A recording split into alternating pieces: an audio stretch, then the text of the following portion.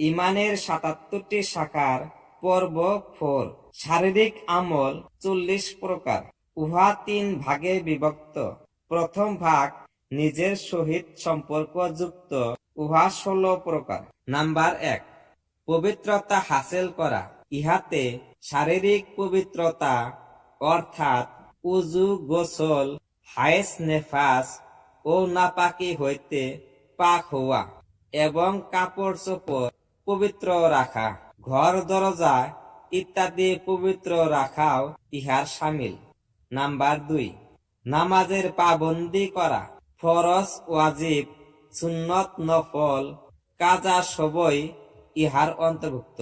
Number ৩, সদকা, জাকাত, ফিতরা, দান, খয়রাত, মানুষকে খানা খাওয়ানো, মেহমানদারি করা, গোলাম আজাদ করা ইহার অন্তর্ভুক্ত।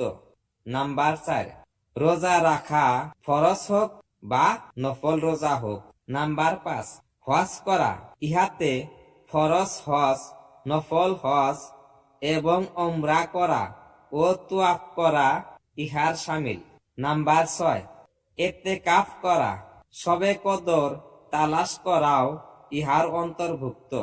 নাম্বার ৭, দ্বীনের হেফাজতের জন্য বাড়ি ঘর ত্যাগ করা, হিজরতও ইহার অন্তর্ভুক্ত। নাম্বার ৮, মানত পূরণ করা। নাম্বার ৯, কসমের প্রতি দৃষ্টি রাখা। নাম্বার ১০, কোনো কাফারা থাকিলে তাহা আদায় করা।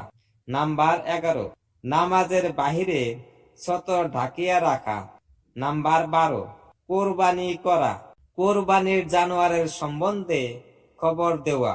নাম্বার ১৩, জানাজা ও উহার যাবতীয় কাজের ব্যবস্থা করা। নাম্বার ১৪, কর্জ পরিশোধ করা।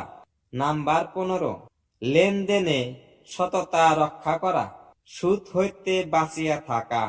নাম্বার ১৬, সত্য কথার সাক্ষ্য দান করা, উহাকে গোপন না করা।